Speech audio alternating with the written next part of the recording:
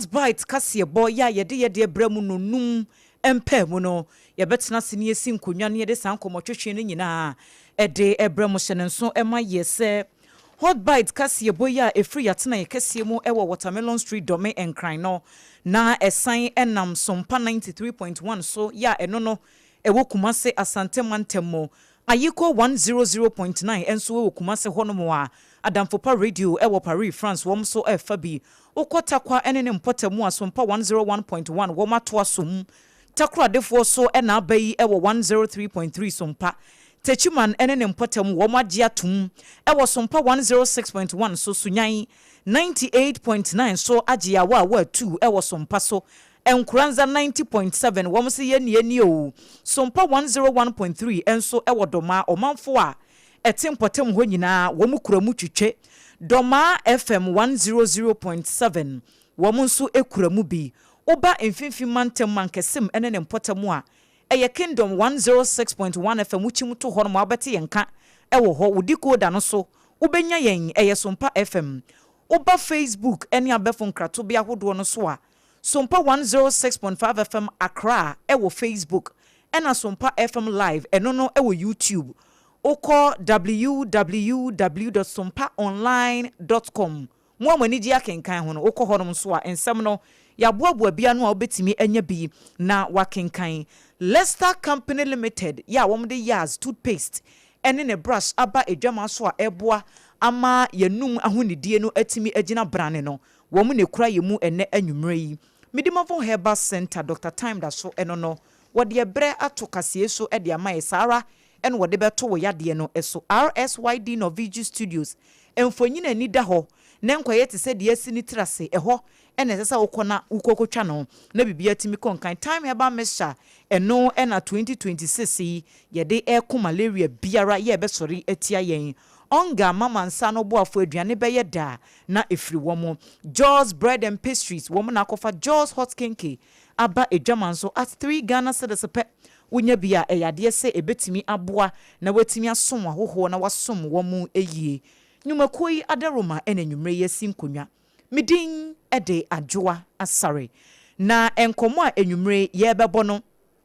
efa eye asentuade ne fango ho ensensem na ye kasei oil marketing companies ahodo bi ye wo mai emu wo ma hyase dandan eniemani ya sa niema nani na wo mo dandan no eye ade se ebetimi aboa na fango bo no so no bibia timi adeda na akwam ye sesesi afu no de ya tetetete so se ehui sede enwumakoyi abo amane no na ye bo anamo ko montena hodo so ne ehwe sede pom so no wo mo hyehye wo mo niema no na eye ade de pefe se anamo bi sa akoso na wo hye goyo ye no no eye oman no de no a ye kyerem se wo mo stations ahodo be ye oha ene aduonum 150 selected stations ye no no ewo man mu de eye ade se sa enteso no ahyase e kyere ewo honom nyina nti wo mo akane no wo mo to fango ewo goyo a na super no mekyerɛ petrol no wo mo to no 10 Ghana cedis 99 pesos no sesia obekɔ hɔ no ye kyeremu se ebi eton no 9 cedis 99 pesos ebi nso ton no 9 cedis 90 pesos enti enkyeremu no de ɛwɔ hɔ nom saa ɛna wo mo anu wo mo to diesel no nso kane yese no wo mo to no 11 cedis 96 pesos liter baako sesia no ate aba 11 cedis mpeso aduonu baako ya hwemu anteso kakra bi nso aba ade afiri hɔ afei uko stations ahodo Castor Oil Zen ene womom keka ho no nyina stations a ye tofango wo hon de wo bia ene ne price sanse ne nyina enya de se eye baako na yensa bre ewo ho efiri anopa no nsia ne ye kyerem se sansa kyera yi ehya ase se esi entu omafo ho prices ne wom se sei na bekopa dia ene no mo hwe anim se enteso nso se fashion tuade ne niema bia fuel etimi have effect ewo so no eno so ebo no ebetimi aba fom ne senti yesoma yama ne boni opon checheku se won kohwe se de yete ewo nkrata so ne ne ye hunu no eye saa ena etie ewo fuel stations ahodo no emu anase enye saa ebi apepa so ne ye hunu ana internet so opon checheku ewo ahoma no so opon woteme nka amadwo o Mejo to Adwoa ene ene enya no ntiye se yese fango wo mo atetete so ama na abofom pa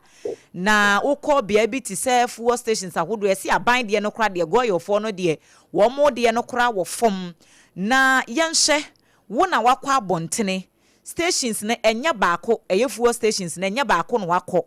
ma yenhunu se de rounds no esifa koye Adwoa no question ni e wo mu se fango ho nsem abafem e wo man ga na mu amuteyi eye don hwe baako enie ena me ball me ho modern ene na mu e wo eye cycle e kofa eye kafan na mu a bebe pie mu e wo eye abeka imprempra me ka sei me wo la pass na uo no se na Adwoa bi ka tu da no esono bia ye bia ene eye ne po a edaso menhwe Midikan eko eye Malaka Newtown hono eko share say fango no wonsen so no san ana other fuel stations e won no on fatie zin eye biaye bia metima ka say won mo fuel price no abafem na apenso ba oil fuel no abafem bibisa ni entia ashanka fo ni kire me say e pa say bia fango enkomodi a fuel stations akakraka ma no di kan bo bidin no one more president Diana was so far. I think Ayana nim say a war a year in Montensuono. I say me book me, I can send me be a me for her well petrol, make I say, how much so at about a year 10.99. Diesel, you have to so at about 11.96, which means fuel prices now you won't come say above feminine. Anna is I say total and so yeah so I'm at the say no total petrol ankasa 11.68 and the diesel 12.38 now Adwoa one say yeah total no omo petrol no emu bienu ye wo petrol and there was very power no and no enso 13.98 and you know yeah share and so yeah that of mine oil Ghana oil well no any absence no total na and so no but and shut down so sir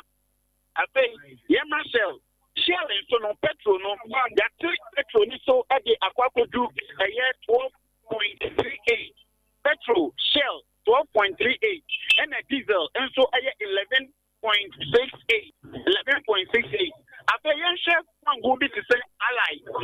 and so almost so much so about petrol no 10.38 and now happens to diesel and so almost so at about 11.75 now yes sir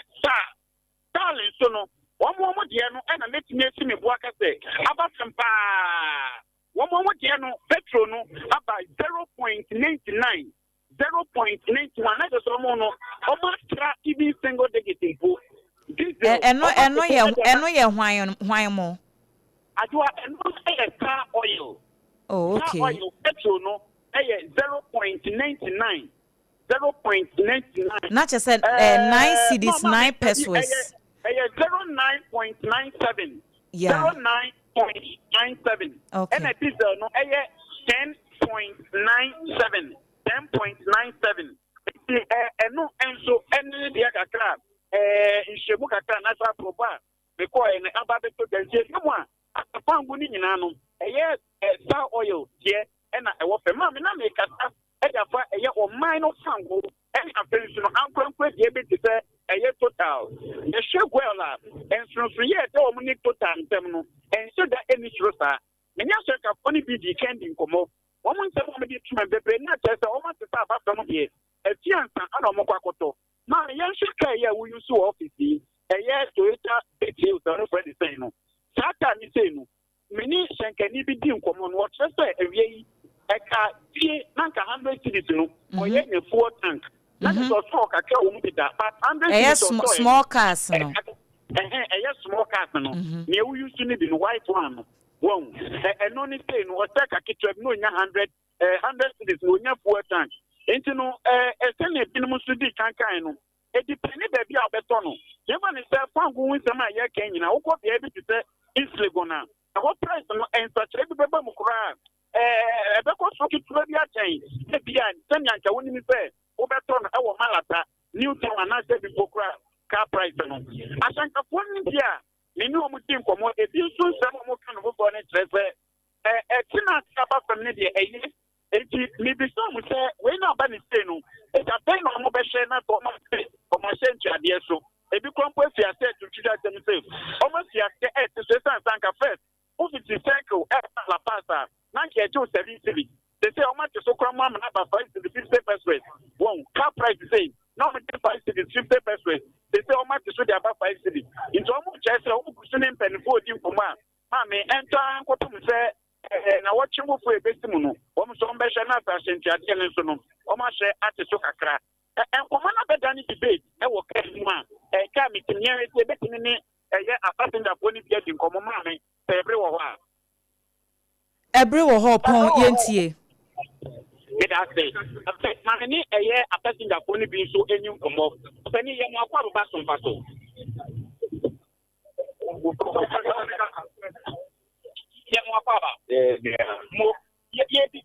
don't come on a year TV a year pangono. But when you play with your party and come on and Yango is a 400 Yamiado Yato. But a problem is on my life, you know, near citizens, yet to Yitigano. In Papani for Yato 4, so 400 Yato, being with Yato. And Tianso Yatoma, and Yanto, no, my hand. The DDI at the shop by the shop by, and so I find why I'm not from here. I can't to me move on so you have to move your say, yeah, the Kakam is more kind. Ah, okay. Yes, no, meaning Sagana in that, or Sagana Tadia, now and Komoya Yeti or no Kakraka, open your papa. Yes, the patrol. Near my mamma, I had the no prayer. You share present, but you know why I know that I'm not saying. Oh, good for your majesty. Lemon, I was so kind for, and I'm a collar. Almost I almost say, almost $10 and about almost yes, so almost someone take and Yamada so am I. It will be at the brain low, as I find. Then to say, for a baby, not $17. They say $11 cities. They say, on your Mukasa. No muting up less so much. Adwoa a passing of one be Enti trotro na woti a wudi sa nkomo ya na.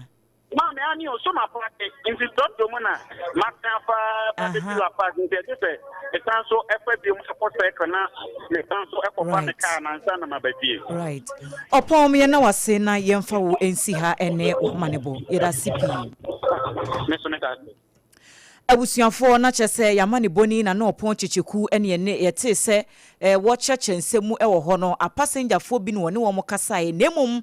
asenkafo no a wo mo etofango no ankasa no so woni e bi e kasa ye na sei ene wo de to ye nim ateso at least and then to 100 na I got almost half tank from maybe an edano because ideally normally car we no me feel is about 350 400 and 200 me half tank but then maybe I to 100 and better half tank I see say I think it's around 10 point something now which is reasonable but to Zen Mambo Junction. But I noticed that some of the big filling stations, maybe a Total, Shell, no. It depends on the area. If you want more per liter no so than certain areas. Until depending on maybe Abeton. Apart from Kakra. Abeto Newtown. Because it's an Abeto 200 cities. At least a year. But for petrol, they may share any much about petrol. Say at this moment, me de minyan to be 90 minyan hu. Shell na me to for. Be 3 days today na me te. But me to a week in na matodada. Wei eye asenkafo bi a ene wo mokoto fango e wo fuel stations ahodo no ebie wo mokoye sede ye wo munya no prices no sede no obi chemu se kane no half tank no anase 200 Ghana no wotokro na enuru half tank enzu sesi a na wo hwe babia na ne gauge ne da ene obetogu so no babia aduru na chese half tank no na anya aduru no enti wo mu nchiremu a wo mo ede baaye eno no enti wotie nkɔmmɔ yɛ ɔpɔn chicheku de baayɛ no a ɔmanfoɔ nyinaa edi adanseɛ sɛ fango ne deɛ aba fam sesei akasɛ yɛatetetete boɔ no so ebe reflecte ɛwɔ timamufoɔ no so wɔn asetena mu wɔn akɔneaba emu ne situ pa ne asentuadeɛ boɔ no sɛ wɔyɛ abayi GPRT foɔ sɛn wɔn bɛyɛ de afa ho hyehyɛ bɛn wɔn yɛ ɛho nkɔmmɔ nyinaa no sɛsi ɛno ɛna yɛbɛhwɛ na yɛdie na yɛahwɛ sɛ deɛ no nso ɛbɛtumi akɔ enti miayɛ ahodoɔ binom no deɛ ɛyɛ adeɛ de pɛfɛ ti sɛsi akane na wotɔ bi a liter ne baako 10.99 no a hyɛ ne nso sɛ sɛsi a wobɛtɔ no 9 cedis 99 pesos na bibia atumi akɔ nkan na yɛsan ɛkɔ ahoma no so biem ne akɔ akɔdi nkɔmmɔ yɛwura Paul Ofori wɔyɛ head of research ɛwɔ Chamber of Petroleum Consumers ɛyɛ COPEC adwumakuo no emu nim sɛ ɛba nkɔmmɔ bi sɛ yi a COPEC foɔ ɛnya deɛ sɛ yɛbɛtumi ayi wɔ mu afiri mu koraa ɔpanyin kɛseɛ wote menka yɛ mo adwo ɛmo akɔ aba ɛba Sompa FM Accra so ɛma megye so ne atiefo nyina yɛda ase sɛ wanya brɛ ɛde ama yɛ nwumre yi ɔpanyini yɛnhyɛ anɔpa yi a ne yɛnya no ɛnteɛ sɛ wokɔ pumps ahodoɔ no ɛwɔ mayi emu a ɛyɛ adeɛ sɛ fango boɔ no wɔn atetete soɔ yɛnim sɛ COPEC foɔ yɛ a motae man kyerɛkyerɛ sɛ ansa na bibi sɛ ebesi koraa no na modi kan predicte anaa modi mu nsusua ne adeɛ aba beto dwa saa new development yɛ a aba yi obi bɛka sɛ ɛdeɛn ɛna necessitate saa factors yama ɛnɛ yɛhunu fango ɛnte so yi medase na ebio mesanchia atiefo wobisa mekre enema mienta enede nyaye hudi aba benchmark prices were international market no nyamencha de efiti the beginning of the year na obrini bete bibi epen no dive get a nebuon conform so the prices have been on a declining spree second idea my price conform what is called competition within the downstream sector. Now, Ubekaya 2015 July, and I buy a year in free the pricing of petroleum products or my way. What that meant in the deregulation policy, no, Juma, oil marketing companies, Nankasa, and omodomo prices back every 2 weeks, be in a month, no, the new prices back twice. Thirdly, Sydney dollar relationship and also largely improvement about okay last pricing window first area and day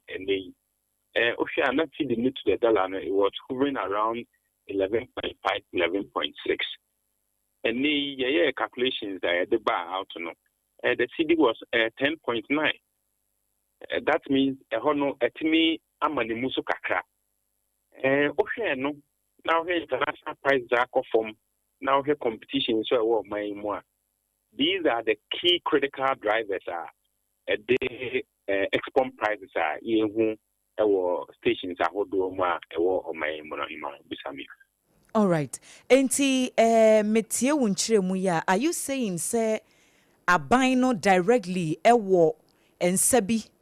ewo mu se ebia prices beba from a ana prices emma from because enchemu first one now the buy ne de ya mansan dwa so ensesan ya aba ena second one now wo kan no so wo kan see the dollar so ho asem enti eho na government influence ne wa na government influence ne de niema mienu one ese obetimi atemu sidi no ana ta dollar na sidi na timi anya hoden share over the period no you free bit fiscal policies any monetary policy both in finance ministry no from the beginning of 2025 RBC and D okay it means largely no my idea metimi ama see the no etimi stable and in most cases in kono etimi appreciate that appreciation now a record of some 40% no and no one key factor a bill osho my international benchmark prices you need control also but your control also and say one you see deny bit me maintaining and two taxes and levies Now, over the period, we entered new taxes on the price build up. As it stands, the current taxes on petrol airport to the 27 pesos, and at diesel airport the 25 pesos. LPG here 2 cities 11 pesos. It changes even with the inclusion of the 1 city. In the absence of any new taxes, to the new certificate who are there largely. Bit me up on my babs say, Omatimi, aye, and near Matsama, Sidi Netimi, do baby, do a trigger prices at the pumps to go down. Right. Mr. Ofori Yensha DSA and such a year Kakreya Abbey. How long Niensha Nimu, a idea sustainable, a bit me out now watche, and I say, Ubetimi, and my time frame will be say beer, Yanyan may ye say, ni say ya. Bibi betimi asanse sana because we ya be omanfo nyina ani age na be ya reho pa se bia na fuwa miensa na woche ba ko ntam no ne yesan ehu mpajamu bi wo ho. My question they will be said before.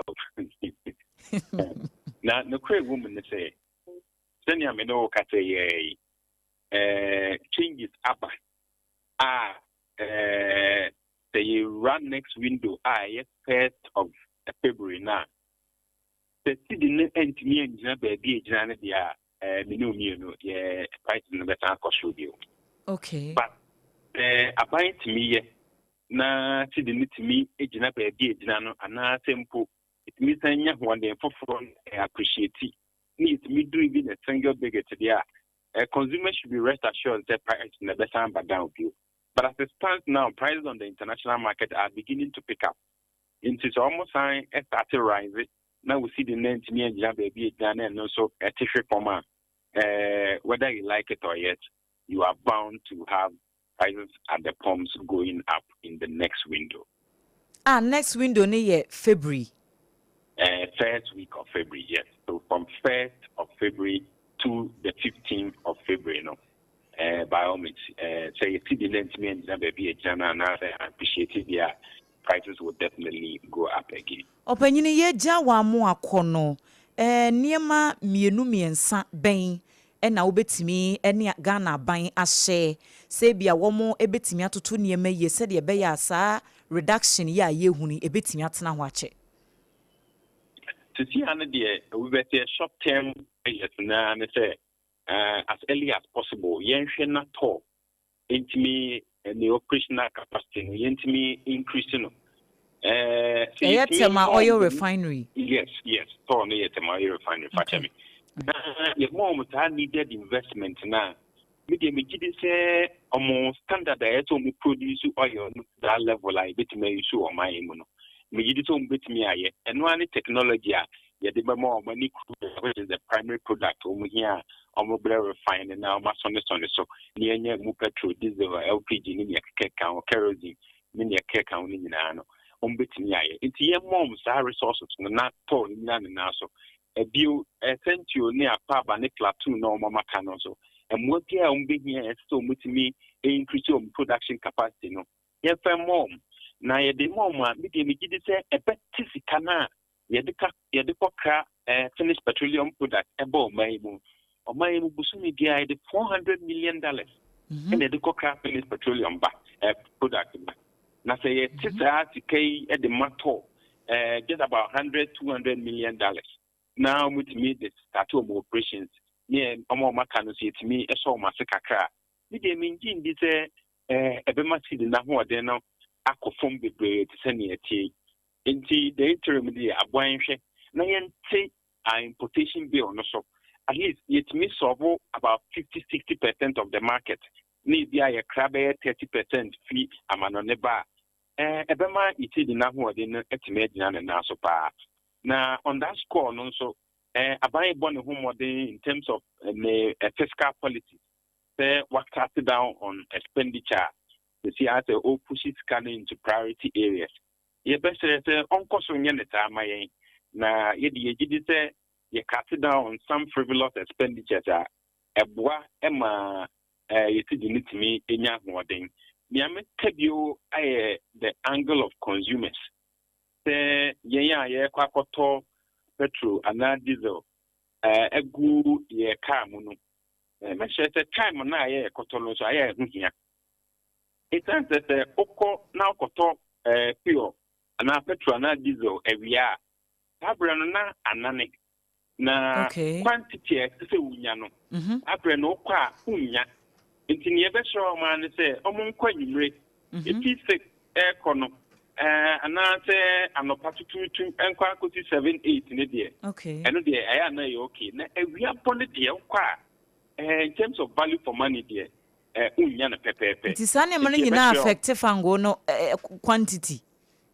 but manti sorry me say time why de tofu no ni nyina timi affect ne quantity absolutely time abeto na hu hia pa so koto na no pa na enna ye nti very heavy ubenya quantity ni pepepe be mum se ukwa ewia na enta say ewia po no temperature na be mana kosoro nti the temperature na kosoro sta na enna ne no ema ni nya the right quantity so nya even though kwa 200 na ubusa no ya be 200 ni pepepe ma o say ya 200 no but in terms of the quantity no you will not get the real quantity as a no okay Mr. Ofori mayenna wasipi enwumre wo bre na wadaje a wanya ede amaye ewo Sompa FM so menso me da so hima right abusuafo panyini ya ye ne no ekodi nkomoyi eye Paul Eric Ofori ono ena ye head of research ewo Chamber of Petroleum Consumers eye Copec for atenaye ena wote se wacheche nsemu ede amaye se we ya ye kan ukọ ewiase amansan dwaso a ensachire kese no na aba fango no bo no ena ayeyie no nti na yesu ye hunu bie nanso se bekoso agina ne nyina no ka ban hyehye ya wo beye se de beye betimi agina kyenye sa de akwata next pricing window ye February die wan hwa ye wo hwa ne asan hunu entumu e wo fango bo no mu na enkomo no ma yemfa ne nyina nkonko wie e wo GPRTU for wo mo aboboa no na panyina wo kasa e de ma wo mo eye Yera Samuel Amoa se Ghana Private Road and Transport Union ekwa ebe nyina no ne fore bike kese no so wo so wo roll a wo mu play e wo mu yetetefu wo so na wo so antimi amwa etoda ebetimi ahadwen pi opanyini kese ye moadwo e mo akwa beba Sompa FM so yo Yera mo ayeda se ene obre ene nwumre na enkomo no megidi se watete dodo no a anope ya ena nkrata ahodo hyase ne internet so ba bia bi na enenam se fango no ya sante so amana akofoma mpa ya mane bofo eto wom ho gu mu no wom chese fuel stations ne de dodo no a wom ahunu change ni bi ewo ho megidi se mo nso mate ne edi kan ede na obetimi aka generally ede afa sa reduction ni ho all right me da say em go say okay ever you ya na and the engineer the pango bona time drop it akra but before the inquiry information akra say it's likely say this middle price in the some federal reduction and on the area the na for price na eba forma ya no dia de ni tre eye asintiabo hu say dia anti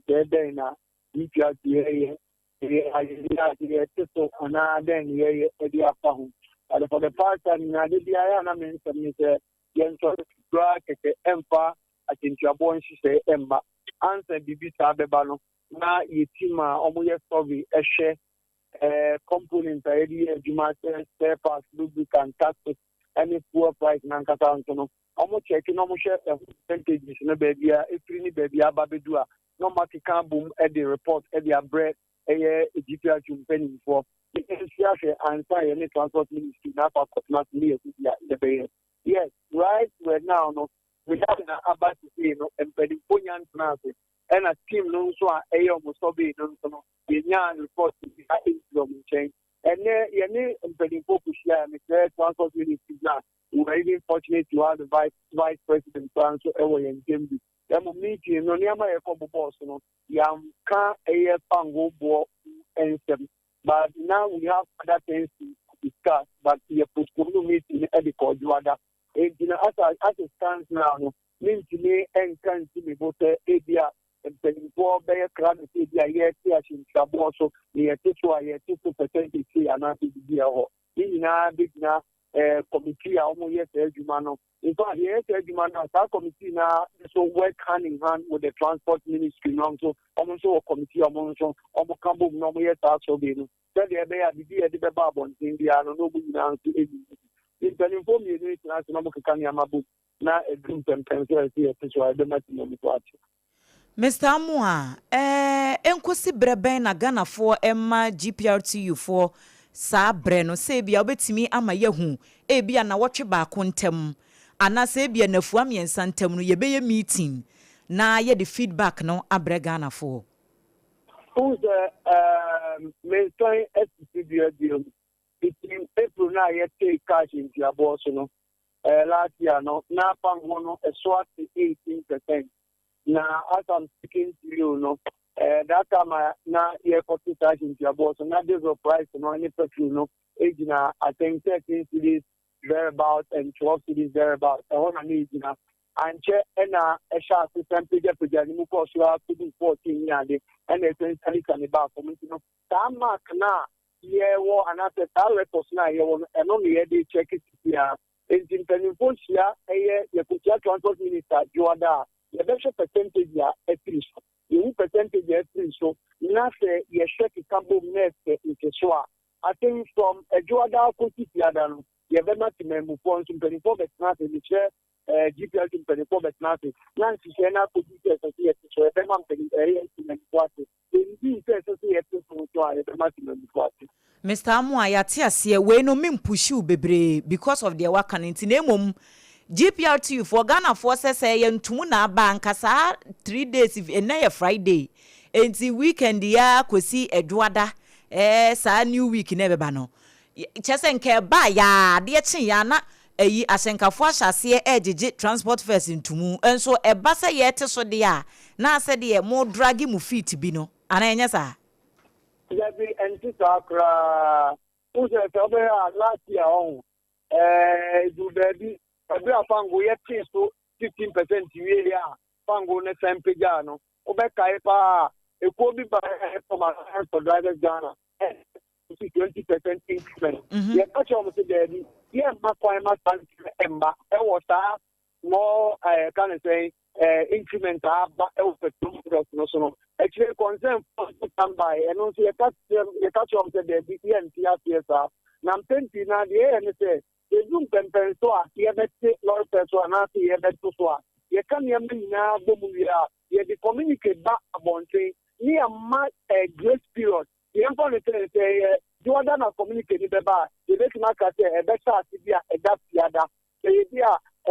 ya wada na be ba ye make na ka say ye better e da wada ye must pay e wo say ye be ye betimi aye ye calculations na because who sorry to do now the ba bonte be kan one yen si say am for my driver for now and in Sofa never buy a ship. You get in the Muponia, but my dear baby, you better take near Mabu. We are said yet, Papa, in the Bible. Mr. Amua, my enda wasipi, wobreno wadaji enyumri. Right. Ebusian for nia yeneno ekasa sisiei eye kasamafo ema GPRTU ejumekuno Ura Samuel Amua. Wase adaworoma Ghana fo munya abotre. Ya tete fango ne bo so nso hwiebe Edwada womne transport ministry no ebe kwa akotena se no womo aye meeting afei wombema womo surveyors ne adwumayefo a womne omudi dwuma a womo kokokoko field no hunu de ekoso no so womo so ye womo adwuma enche wombe submit womo report de ama empenifo eno so no wombe gina susudua na e wa abonten no eno so no wombe gina na sentumu bi wo ho no enteso bi wo ho a womo edi abanti enane chine ya de mu obi a expect say automatically the better first no so because fango bo akofom womo se mo ntwen efri na wotwefo fra ye ba besimi se ehu hia se sese womo teso a wombe hye na womo ateso pepepe edi ama Ghana for hot bite kasiebo na yeda so a yede ebro e was Sompa 106.5 FM Accra so Leicester Company Limited woman a day years toothpaste and then a brush sabe German so pebichu will say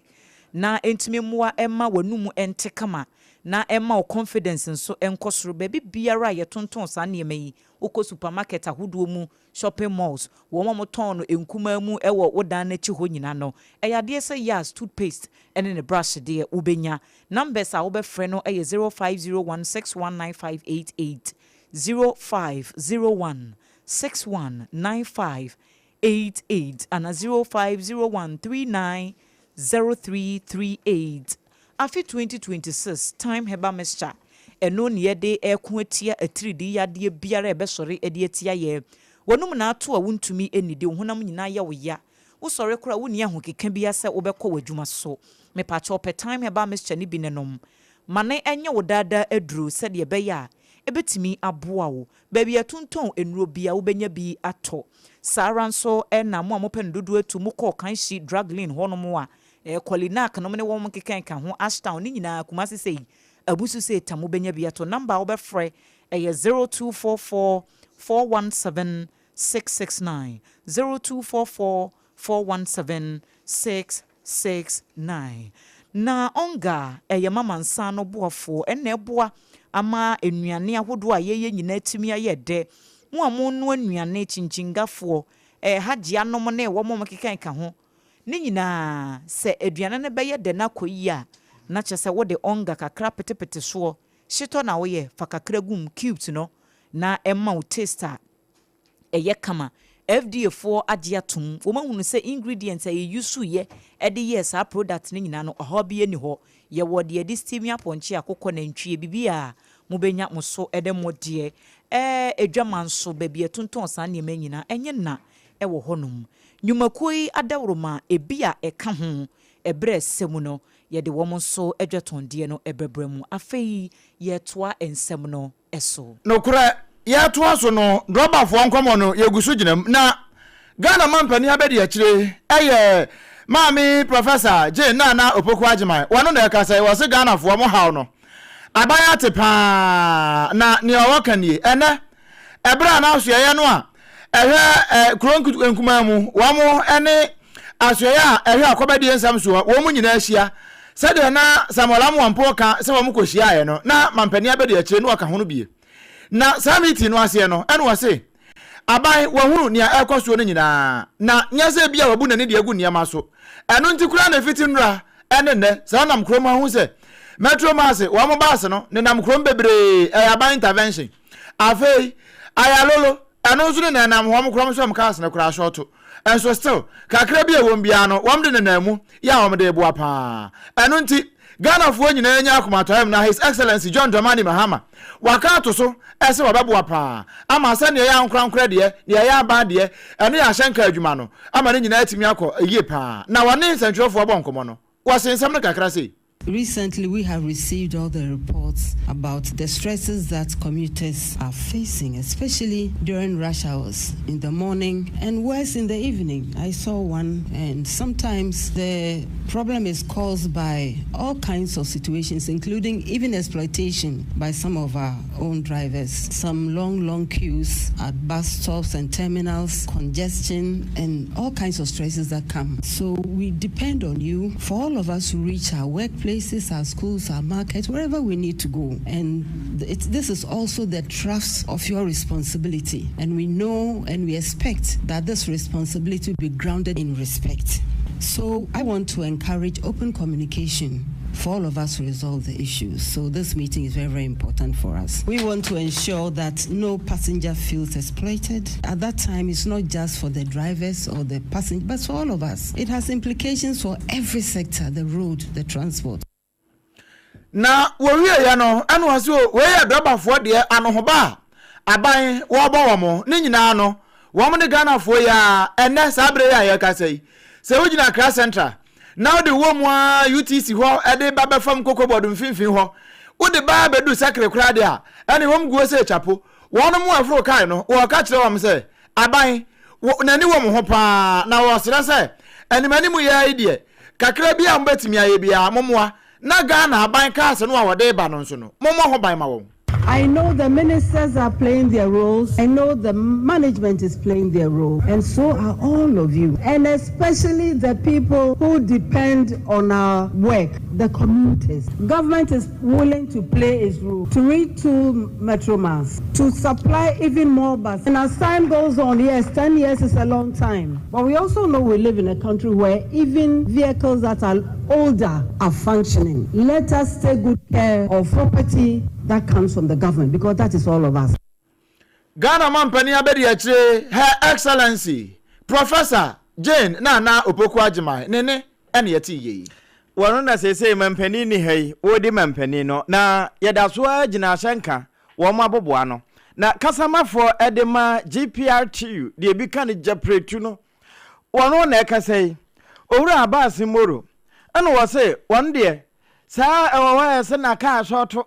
na womo jibo de nebo edenom ne ho ade no. GPRTU for de won fansha won.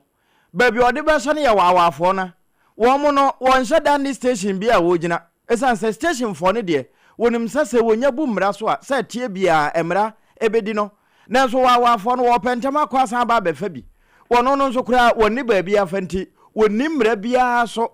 na obese watimi abeye edilo a wodi mra so woni nam mra no so saa ena law enti Abasi Moro ana ne nsantwerefo e bo saa asemi amane no wose won de be ka kira ban no aba no mo ne betimi de ne yasi fom ama nhyehyɛ papa bia ye adwuma no wayi saa wawafo de nyina afiri kwan no so amana ka wo mo a ewo union mu. If you look at the LR 2180 or Road Traffic Regulation 2012 Regulation 121, it has stated clearly who is supposed to drive a commercial vehicle, pick people and take money. Because that law is not working, we call them floating drivers. Anybody who buys car, put it on the road and does what wants. That is what has brought us this far. They don't belong to any association, any union. The government did that to identify whoever does anything wrong or contravention of one of the laws, it could be traced and make sure right things are being done. Here we are.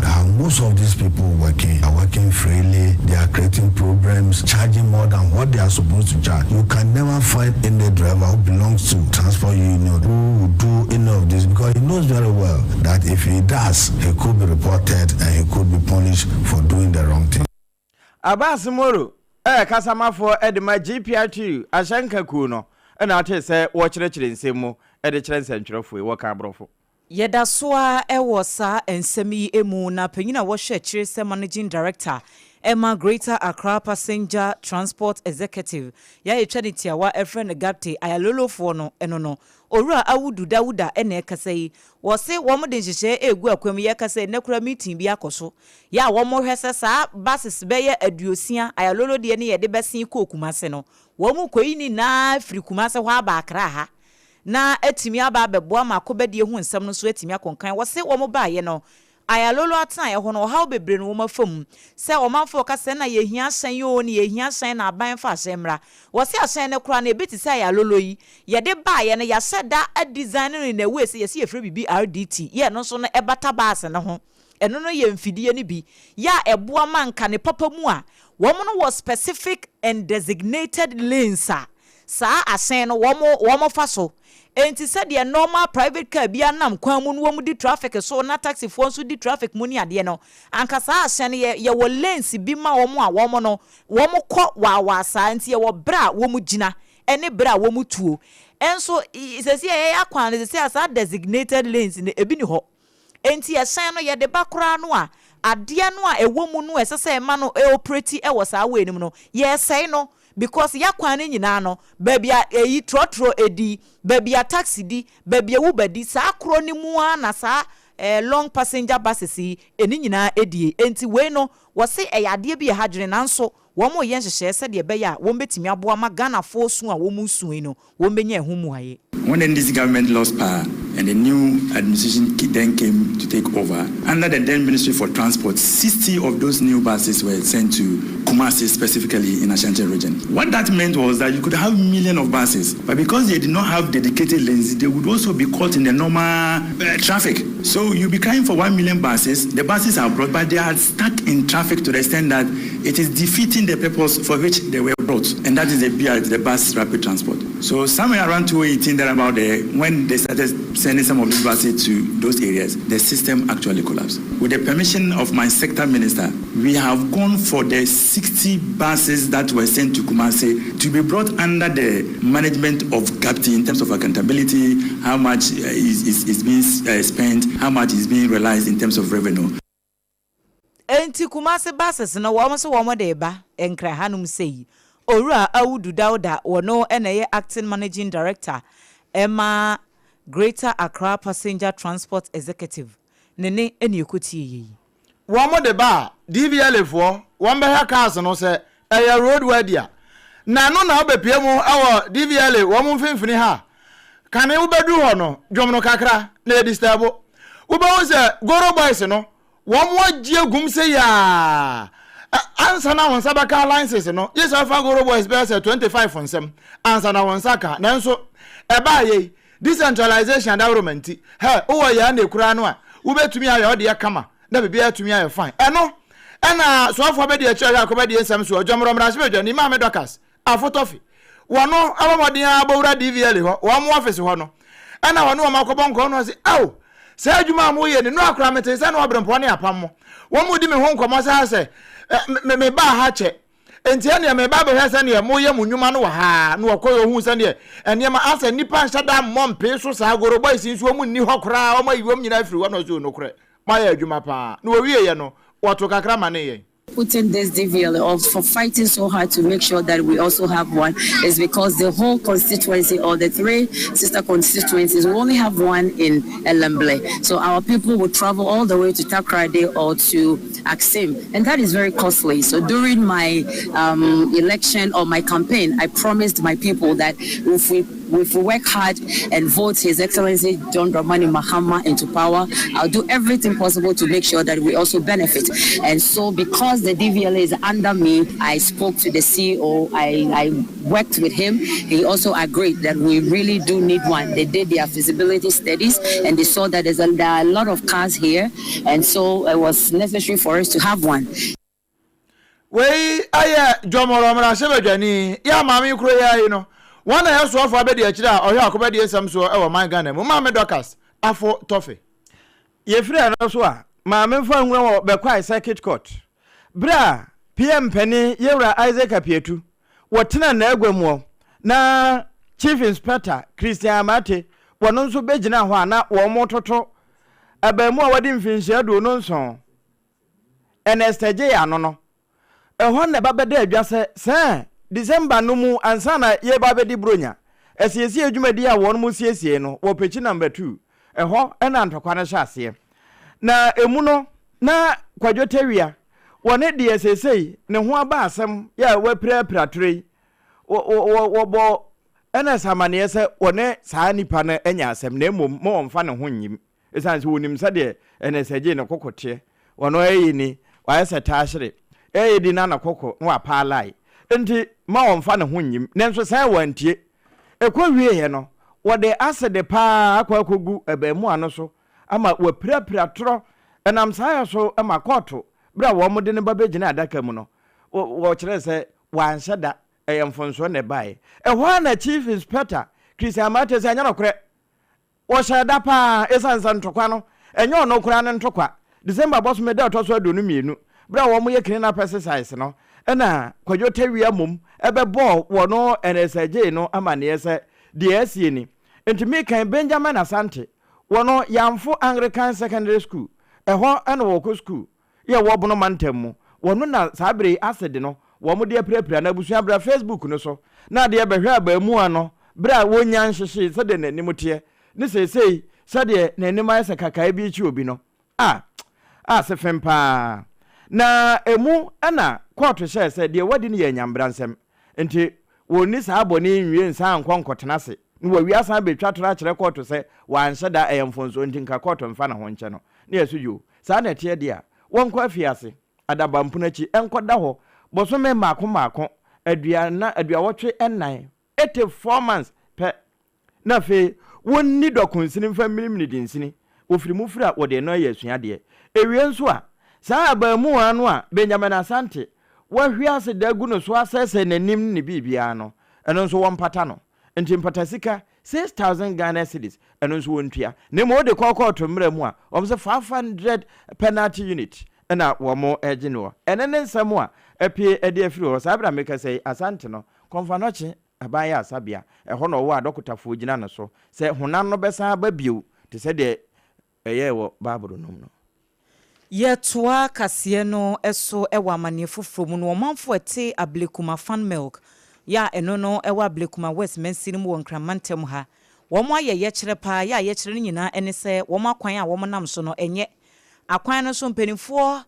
ayi wo mo adwene ade afiri ho ene ebeye emfie aduasanie no omanfo ho no wo mo twetwe placards bi niema wo mo twetwe agusu di kojan bo mu ti na enya asem kuma wo mo se wo mo nsem a wo mo kanyina ene se adaworo ma aban eti a won hwe no wonye bibi won ne assembly member wo hokra won so mo chro petition tententen officially won de kwa akoma no na wadane e de amaso ye hwe kobadie ensem so na timi aboa ama mpanifo so aba be ye wo makwan no e de amom sanse akwan na enam ho sa na de ema adwadie ho nsem no enkoye e wo mansin ni mukura for about 30 years now. I'm a farmer.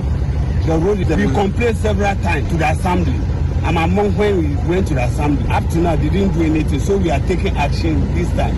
If we report this one, they didn't take action. Next step, we are going to bend a tie on the road. It's illegal, but it should be like that. It should be like that.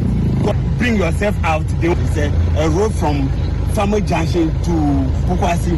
You see, it's a straight road. So if they fix that this farmer road, we won't get traffic at Abrikuma again. If you reach farmer, then you branch straight to Pokwasi. At least get me. So we are begging the government. We are going to send our petition to the assembly, so they will work on it for us. Abusian ba Facebook ne so a Sompa 106.5 FM Accra. Ubehunu say ye di videos no egu honomo. We respect your leadership. Kindly listen to our plea. Farm milk roads matters.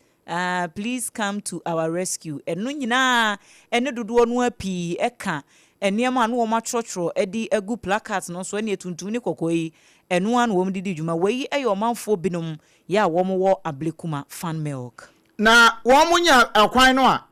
saa kwankro ya droba fo na befa so no na akopiem wo bunu Easter MTTD commander ya ho ASP Gideon Nantip Goten wakasa no wachesa no kre efisi edi bronya wie ya yewura afi mu ewura akwanshi adodo titiri pa wa sanfinfini ho no a ekofom pa ene no kre pa de no kofom na wane the shooter woman so for mame ototo atuo so mpata chiman ene wane ne bonkomo no wachesa no kre wo fa we so ni sa kwanya iso na wade atufo na waka kire do bafo se o ma sa record we nka ho o ma nya blueprint sane ya obi aba tachiman finfin ho ede kwabunu east ho nyina na ye ka obi aka so afi 2026 de no kure se yewura mu no na akwanhia no eso ate pa na emom mo mfa we nya krokro da dwon no mo nka so ye de temo sana ye benya akwanhia saa de no mo mabi nsikura na ASP Gideon Mantip Gutin wone ototo atuo da shooter woman wo bonkomo no wo twe bi ma no yen sei there are some few accidents do that and share serious but hope and a year later a driver no from I was in quite no so I'm say I need that fine as a recruitment no I was touching if you mess right down for say I feel yes I feel come on say my can say accident yes CDA but and share and serious no say kwanya when so na my body for na baso say the start here no o momentum ni sa na I feel quite yeah but no bo mukoko overspeeding wrongful overtaking any urobani no o munja I feel starting to come into mumma yankwane sa afe no ya hyase kama omi yankwane sa groho kura monkomro sa ne ya humpo sa ne be yanke be ka so afi kura de nka akwanhia kura ya record bi mpo e wa buno po ya mantam no mu wei eye ASP Gideon Mantip Gutin wano ena ya MTTD commander e won finfi wo na wane so fa mame ototo atuo the shooter woman eno ne boss ankomo yi Facebook no so no Sompa 106.5 FM Accra kan ho tumirika bra so de twasi so na fe behwe kase ya edi atwaguo ne fe ya eyo ene emu nsam ni nyina na de topete na anu anso nya bintie eba na sa wanye peseme nkumenya abusua Facebook na so no na nse so ne nampa no so a ebetwitwa mu me se ebefa me de so ana man shada mfa mani anko ho asuafo a wo senior high school ebi Islamic senior high school wa santimamu ana afi sakafia Islamic senior high school enkoda ni bi ana wo de bra Facebook no so na behwe say ye bosom na wo mu timo say ye duro na wo mu kiro adan am say wo mu de bo won ho ban bra wakọ school mu kwa kosua de e wo say discipline wo kokosua e wo ho school bia nso wo ne moto na baabi say no wo mu kire nimde akwan kire baabi nso kura wo ka cho tete abofra no kwan wo mfa so na wonyina wo mfiri ho na sa suafo de wo mu nnuro na no wo mu da na di na no na nam so amasoafo a ebede kire ohwe ngoma sua so waba mu bie Dr. Clement Park no se entete pa na ye hwehwe ede afiri enkyerechire a achachafo de be ma suafo all professionals can boast but the teacher taught them all no wo kire wo mo nepa na emom wo nkire ne bone ebio eho no nimdi a wo kwa akofa enye ho na sabi wo kwa akwa kyekire wo nkyekire ye se wo kwa akoye duro sempo eyesom te se ebia kristosom islamosom ye wo school mu ho ene feku ahodo na ade wo ho gimu a eno nkura no enyina na afa na mu so de waduro ekọ ho de enya de a wo mo soso saa na nya de aban so ebetena ho ama atoato so ebe ne se ya ne ye soso so ebewie na akwakoda ne bibie wo ho na no no wo ka kira wofo se wo mo hunu wo mo ma sade wo ntie na wo mo kosuku mu a wasan ka asempapa bi ato wontirim ende saa ebewie no enema besesa na no na wo san afre se PTA no awofo ka ho achachefo ka ho enti wo mo nyina nka won tamompama no sade be na nkoda ne ntete ebetimi akoyie Yedasoa ewo ehumasua ensemu na National Secretariat Emma Teacher Training Association of Ghana TTAG for na yakasai womo tu achachirefo a womo di womo dwuma ye teacher trainees no ye wo memu nyina se obi ankoso antena fie wo bia ankoso antena fie sanse Colleges of Education Teachers Association of Ghana sita gedwumekuo no womo de ababetu dwase womo cost strike esanse aban ene womo enni yiye na prinkoffo kra na di kan de directive no ebaaye se strike ya ekoso de yade bi aban na hwe no wansi nkonwa na de womo hwehwe no wamfa mo de a wombekoso aye kopem se aban ni betie womo enti wo hwe nkrata ya womo de baaye ya TTAG4 ka kira chechefo no nyina ese wo bi nim wo sesa mane pen so mane book so ne chalk so wo kwa akokira de a ene yade bi ebe ha dwene pa enti no wo nso ahyebo se wo ne aban no da so a tenatena se no wo edididi nkomo ade biara e fa wo made srede wo se akatua bi akamu ne yatie bia a wo hwehwe wo nkrata de no wo mbehye se aban ni betimi aye na kopem se wo ankasa de official statement beba abonten se strike no ya call no off no wo sre se obi antena fie kopem se wo mbenya sa official communication no ede free honum na bibia nso atimi akonkan ye ntoaso ye toaso a nsane ye bewura mu ansam foforo mu no yanko abato komisa akachi sesi a nkrata bi free waba na no ponchecheku na wo mde afa no so ama wato ama ne yensesi a putupuru mu yemfa ma wansa abato komisa se nyame ya adom a bosumi ye di animu yi February ya ye di animu yi ne da ya etoso edunsia ade kro no a na we kra no wo hyase mpo a wo hyase de afiri bosumi ne da etoso dunsia ya ye nde ade kra kwasi wukwada bosumi ye di animu ne da ya etoso edubaako 11 February se wo woni je ho se nyame ya adom a ayawa so east abato mpesua no so akonya na abato mra se bedwam de no woni je ho bia no fa nomination form bra ani yai na fe wo monye ntum kama pa na wo mo je sankrata nyina tumu wie na ne oso mo ye ho nyina wo mo ye wie a ada abato komisa eyi ato ho se ye be kwa by election ewo ayawa so east no eye brada march bosome no ne da to so miensa ye wie ya ne da to so ne da nansa e ka ho pe na Ghana edi na woda na bibia timi aye fine enu nti abato komisa se by election amanfo ahwe anim se beba so ewo ayawa so east no nyame ya adom a march bosome na se bosome a etoso miensa ne da ye etoso miensa e wa afi mu no e na beba so na emom se wani je ho se opese ukobi se ya kontankro se ya amonyokuo bi ade kro ya je atum nko ade opese ukọ na ukọ file form so no a entantam so a na wamwani ayeden na odi akọ na oma ye bibia kama ede amawo wei ane putupuru nsem a aba bere kwa anim no yebenya bere ne achechire nyina mu kama ede amawo afa yankwa asantemantam mu a yegina yi Kumasi Metropolitan Assembly wa mo se asantemantam mu ya yesum pa no wa mo ntena ho e mama ntam ne mfimfin titiri pa no enye esum no ntime ne o kasai wa mo de solar street light no ma akosa ahanu ene aduana 240 and one de abobo krom se ne be ma kromu atimi an say han na sabio pin kura ato fam a watimi amaso ama bibia atumi akoyie na ene ebra one de niam ebobo no na mayor Richard Oforiagiman buadi kura kan de ne ho kinzuba wobomodi a ejina simpie ni apaso kire botaye a atajuma dia wo mudi na chi 240 solar lights within KMA. We have also started repairing all other street lights in the city, which is still ongoing, and we'll work to such a time that we have everywhere within the KMA lighted. And so the issue of street light is one that is on the front burner, and we're working so hard to get it done. The central business district and most areas continue to be a challenge for us when it comes to waste management. The situation has come about as a result of the many constructions of markets that we have in the city. The Kumasi Central Market has been demolished for the construction of the KJTR Phase 2. And all the people who hitherto would be selling there have either come to the streets or they are on the pavement. Sani abaya Kumasi any asantemantam mfimfin ho no Central Business District ho no e ho betimi aye say han ni ehunu sampa esum ni ba bia no enu nti ene botaya no adidi sa adwuma no nipa yete ne nka no eye yera wono ye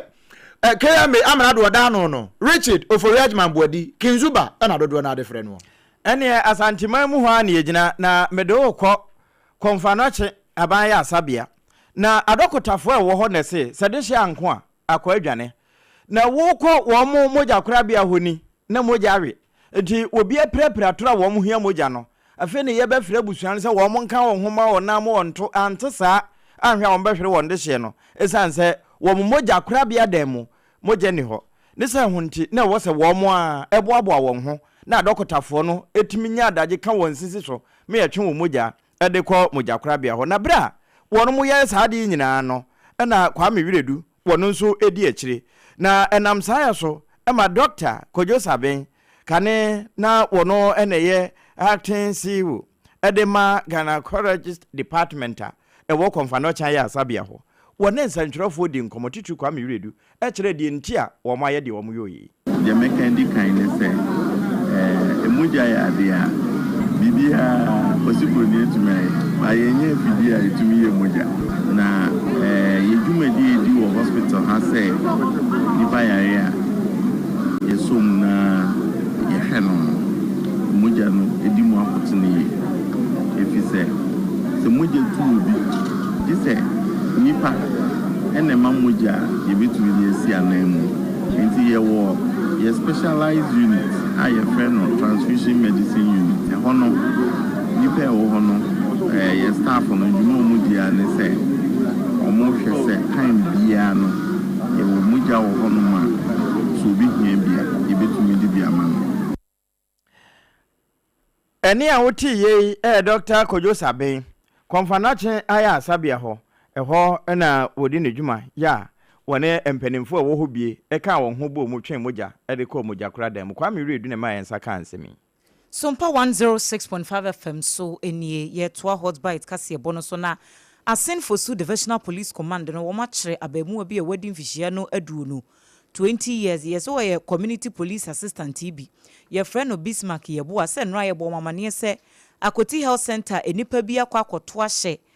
dwumayefo ni patients a wo mo eje yarehwe wo honom me honom eye sakasaka ene se aprosifo eso asem ni mu a ene wo mo de abetu dwase wo ma kire nipa baako ewo mu no na Bismarck ye bu ayi wo kasa enipa na wo mbu afu koto hye patient bi so wo honom wa bra na patient ne kran ye se ye de nkrante etwitwa no ama ye de bandage afafa ne ho a ye hwe ni kuro e de ama no ene se wokoye sa de ne ma onipa no kura no woko unconscious enye apomde adwumayefo no a nke bia na busuafo kura nte asem de na ye kire mu se victim no ye friend no Kenneth ya oboaben na wono so ewo mu se wo mayi no ene ya se wo nkofie sanse wo mahwe no ne ade kama nso ye se bambofo nso aso ne mu se wo mra mebo anhwehwemu no sanse ye se ntokwa a enam so ema nkrantie ye de twitwa no akire abrantie besmak ye bo asan ba ya sabia ho se wo ba bebobɔ na api so no ye se wono na se ntokwa na se enti ese se wo ba na wo be ma apolisifo nso information bia wo na etimi bo amanhwehwemu a wo mo ye no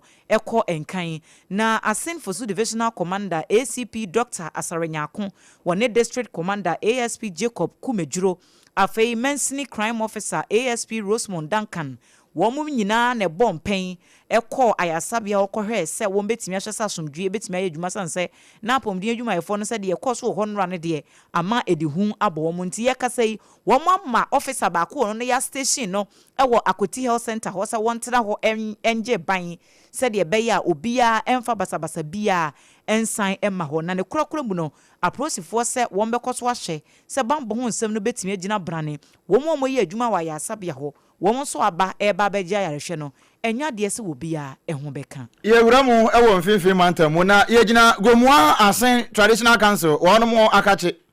wɔn mo kyerɛ sɛ wɔn mo anya fast anka asam fa wɔn ase sɛ ukopie mu Gomua Dominance Junction ɛde kwa ne Gomua Dominance ho ankasa kora mpo no wɔn mo hene wɔ ho nanso wɔn mo te ya ne sɛ nipa bi wɔn mo aso wɔn men sɛ wɔn mo kɔ akosi hene adan a wɔhene no wɔte so no so wɔn pɛ no so wɔn pɛ no wɔn de foforo kɔ akosi ɛne tempestuously ɛna wɔn yɛ sɛ wɔn de tabo no ɛde to wɔn so obi ahwɛ ɛna wɔn kɔ akosi hene sanse upie mu Gomua Dominance ɛne ne mfimfin hɔ ne mfafra mu nyinaa ɛkɔ akosi Gomua Junction hɔ no a wɔn wɔ hen poporo ya wɔte akonya so ya saa wɔhene no ɛnya so wɔ agogo mpo wɔhene abrante pa ya wɔyɛ adwuma pa ɛno nti wɔn mpene ɛma obi a ɛmfa tre ɛma yɛ wɔn saa de na nya kura na ɛno mu ɛne ɛma ne bɔne kwaku adema oba modin abowura mu ne abusuapani a wono na da anona yoko abusuana no ɛyɛ nana kwa mebosompem wono ne bon komo no abusansa nana ne ayatie nie emu nkyeremu ne sɛn omu nyi kwan da ɔdo wɛ na mazen osane kuno wuru wure ɔhin na wo grum onsi ɔhin wo baabi a obi anyi wo wotum da ɔbɔkɔ akɔkyerɛ ɔhin wo baabi fofo nti etu emeke ya da asɛm kɔdan traditional council mo wɔtena ase wɔhwehwɛm nnedui na wɔgya asɛm no abaabi dɛ wɔabɔ asɛm no agu dɛ onyi kwan dɛ obi biara ehyɛ ho kɔkyerɛ ɔhin wo kuruwa a yɛtem de baabi wɔbere a odiku nanu nyima na da ɔnya awɛ nti asɛm yɛabɔ agu obi biara so nyi wo fi na mebi ku ɔbɛyɛ na adwene ɔkɔyɛ bibia odiku nanu nim nti mama oman sɛ nyinaa waaso te dɛ da dɛm abusua no wɔyɛ no waabɔ agu wei ayɛ nana kwa mebosompem wɔno na yɛ abusua pani a ɔda anona yɔkɔ abusua no ɛwɔ ɛyɛ Gomua Asen nananom atrankonyansa aseso wɔne yɛ ma ne bɔni kwakwa dɛma ɛna ɛbɔ ɔsa nkɔmmɔ yi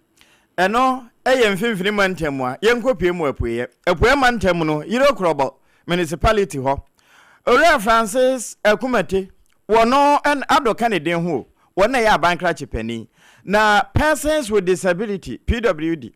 wɔn nneɛma ɛbɛboa wɔn ama wɔn sika wɔn nimma ne nsanemum ɛbɛkɔ so wɔ afifiri ɛne nti abana yɛ nhyehyɛ bi sɛ deɛ nka yɛde bɛma wɔn ama wɔde atɔ biifu agu nkwan mu no ɛnɛ yɛ daadaa so bi wɔ hɔ a na wɔde anya nikanika bi ebi kura afufu pande machine ebi deɛ fridge nneɛma ahodoɔ ɛkeka ho sɛdeɛ wɔbɛtumi de ayɛ biribi a ɛde sika bɛbrɛ no ɛno na abankra chipani sɛ PWD fo sika wɔmfa bibia ɛmfa nkoyɛ bibia gye deɛ wɔn maka sɛ wɔn mo mfa nyɔ saa brɛ no no wɔn abodwa wɔ so menya ya wɔn mo a wɔn ho wɔm no na wɔgye wɔn kyɛfa ɔno krɔno ko beno ko no maha oidakio obi esa hotel round no adwule iye de ke may God forbid kama here ise ne wa mami me wa yimi me ahembe ne asikanya fio ne akwa ka here me ne ma ngui ne ka wo before God forbid ne law he ni kala ma gba no ko kweka ni o me ne wa ga here no aban yo ha was sta se ni o me wo che me wa he ni o me lo pika ni ne aka je ka ba direct na wa de bi aka ba no je ma pe no ko o mai ma woni ni ka wo scam no ma pe no so ngai ba ka bi dio e he ka ndo ko ne mo bo le ne ngai twi ni che ngai mi o e ma hie wa ni no ma he ne ma wa si ka ne sa ka aka ha me ma bi be ya la ni ka deji ama chano ama hi nene isape slum bo ko pe ni yan ma ka hanye aha enti dede ne kokon ofa Yewra Francis akumatado wonna ya bankra chepeni eduma de hye wo yiro krobo na wie ya na nafua woram tete wono na PWD no wo ye pani a woda wo efe ano wono nso de bito so. I wish to assure all present that the process leading to today's disbursement has been transparent, fair, and needs-based. Beneficiaries were identified through applications, thorough needs assessment conducted by our officers and approved by the Disability Fund Management Committee, strictly in line with the approved guidelines. This process is non-political and beneficiaries were selected solely on the basis of needs and eligibility. The items being distributed today, including assistive devices, startup kits, educational and medical support, were carefully selected based on individual needs. We do not apply a one-size-fits-all approach because every disability presents unique challenges that require appropriate responses. To our beneficiaries, I encourage you to use the items for their intended purposes so that the support will truly improve your livelihoods and well-being. Ewie no President Edema Ghana Federation of Persons with Disability Vida Waitenso Ekabi. No, ihani keni no meka akahamu. Jama sese na ya waka hawa regional minister MP MC kaneno basume mehu achengwe foi se mehu asusuhene ahegefo no ejio inyi mi menenye bayo no nene na manyene meham chuobe nene manenye jika mu menenye bawo ye ko ka fusinwe chu se nene nyeke ka ochuo nyeka chu na se na mlebai ko ka fusinwe obi sago na ekeji ona libino no ihani keni no meka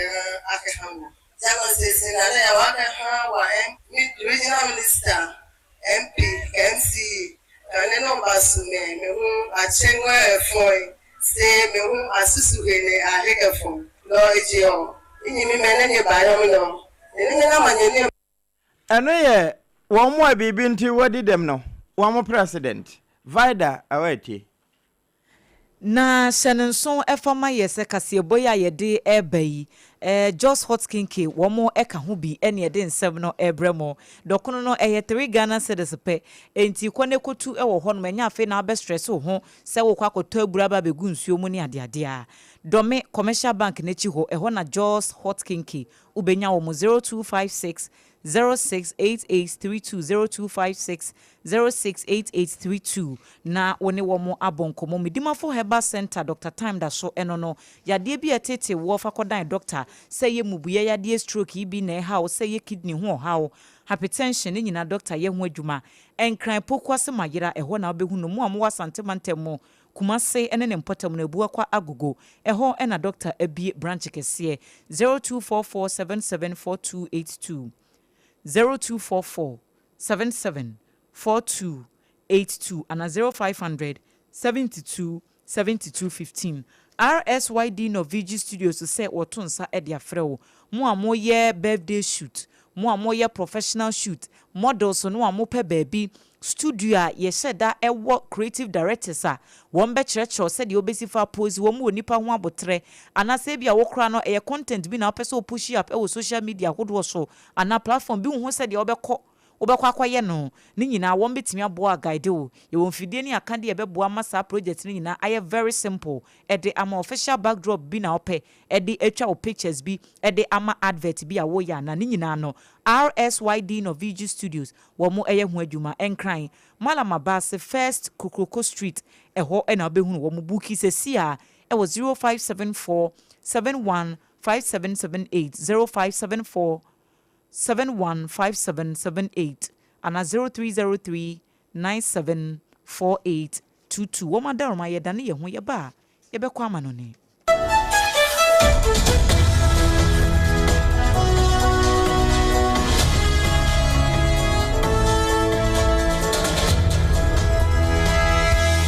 Hey medo edra no pa wutimi to wo boase etwitwi wusi o ado na so ni se me de yas toothpaste and the brush and the twitwi mesima minya homka senti na ye bokoi na me de me all time favorite yas herbal toothpaste and the brush aboa me amasesei menum so a enwunu anasa de ehia me selfimfem me biem na wo hwasa mesi aye fita sesrecha homa na et brightens yas whitening toothpaste and the brush and me de hwimese enti na wo se efei na yas total care gel toothpaste and the brush ne de ebo wo se ho ban demu ne nyina ema wonum ye sham. Oh yes, and do yas herbal, yas whitening and the yas total care gel toothpaste and the brush abusuan chamfa. Se wo pedudu 2 e won kan ha for Leicester Ghana Limited and was 050-161-9588. Leicester Ghana Limited and the yas toothpaste mo agudo and the brush abadwaso abeboy.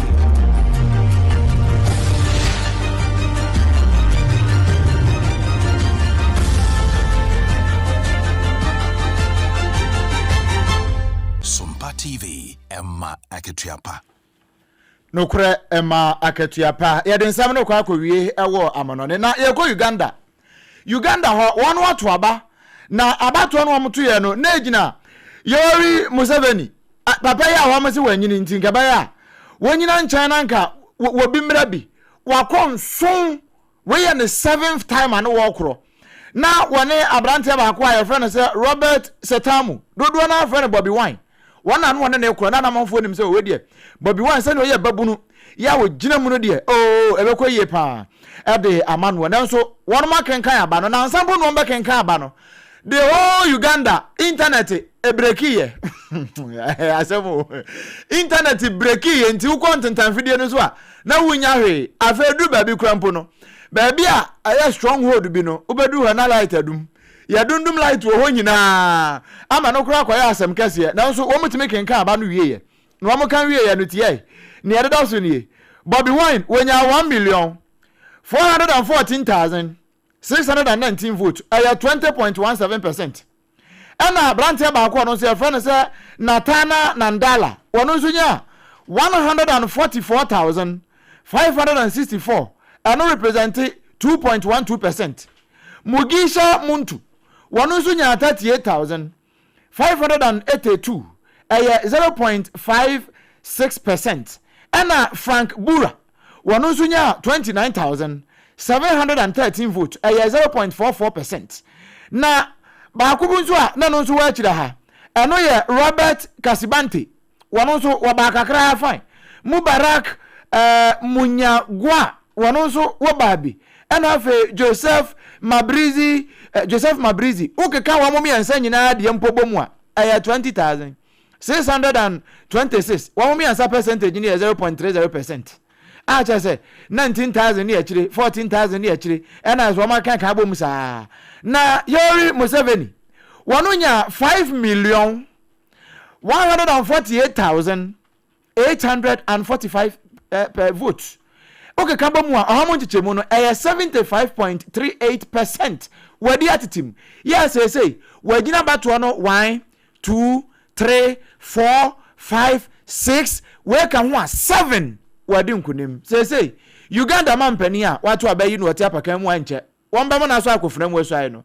Museveni. Wasa di unkunim bim. We abusia. We so na yegyina. Na yade kase nyina. Ede abana wiye. Na enwuma ku aso yasene ma yade bre wo no. Wo mo ede didi so yi. Leicester Company Limited. Woman a day yas toothpaste and then a brush aba. Time heba mesha da womo ase. Afei onga ye free promasido for ho womo so ebe so yasene. Jaws Bread and Pastries. Womo nakofa Jaws Hot Kinky. Aba a German so midima for Heba Center. Dr. Time da so eno afei RSYD Novigi Studios. Nyumakui adaroma ene enyumrei. Enuanomo basa yetena se na yede ensem obrempong message bi ho. Amam for the kakraba.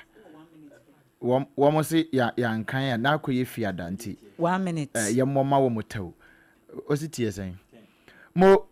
amamfo bete. Na ku amabo aten wodi frable kuma central. Wo se mo hwe ne NDC fo pa. Wo se mo hwe ne apompo kire wo motuam. Still Dr. Baumia wono a na eko. I didn't know.